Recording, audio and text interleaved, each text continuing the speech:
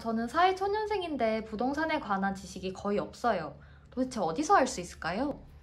똑똑 박사가 있잖아요. 안녕하세요. 부동산 똑똑 박사의 임 소장입니다. 오늘은 부동산 거래를 함에 있어서 왕초보도 알기 쉽게 부동산 상식에 대해서 알려드리고자 합니다. 1탄으로 매매에 관해서 말씀드리겠습니다.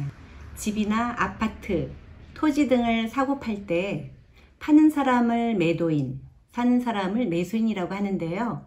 일단 매매 계약서 양식을 가지고 설명해 드리면요. 소재지는 매매하고자 하는 물건의 주소를 기입하시고요. 토지와 건물로 구분해서 토지는 그 쓰여지는 용도에 따라서 지목을 28개로 나누는데 건물 매매에서는 주로 대지를, 토지 매매에서는 전이나 답, 그리고 임야 정도만 알면 될 것 같고요. 건물의 구조, 용도, 면적은 건축물 대장에 기입되어 있는 그대로 참고하시면 됩니다. 계약금은 관행상 10%, 총 매매 대금의 10% 정도를 얘기하는데 이 부분하고 중도금 부분은 거래 쌍방이 서로 합의하면 되고요. 잔금 기한도 쌍방이 서로 합의해서 기재하면 됩니다. 매매 체결 시에 금액 이외에 여러 가지 쌍방이 요구하는 사항들이 있는데요. 그 부분은 특약사항을 사용해서 거기에다 기재하면 되고요. 예를 들면 어떤 주택 매매 시 하자 부분이라든가 공과금 정산 부분, 이런 것들을 특약사항에 기재하면 됩니다.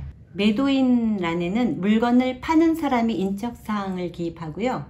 매수인 란에는 물건을 사는 사람의 인적사항을 기입하면 됩니다.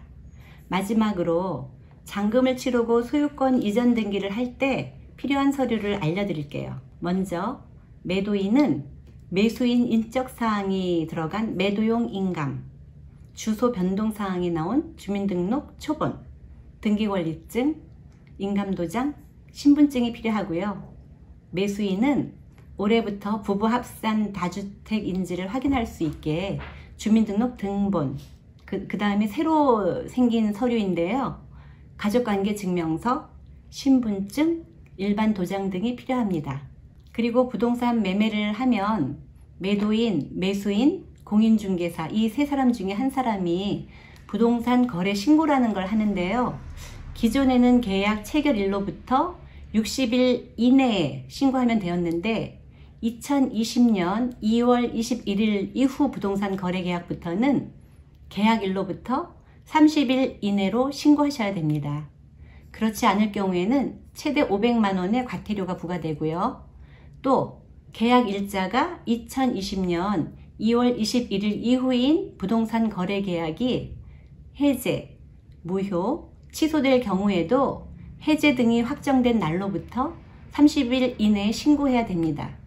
그렇지 않을 경우에도 신고 지연 기간에 따라 10만 원에서 300만 원의 과태료가 부과됩니다. 그리고 계약이 체결되지 않았는데도 허위로 계약을 신고한 경우에는 최대 3천만 원 이하의 과태료가 부과될 수 있으니 참고하시면서 다음 편에 뵙겠습니다. 감사합니다.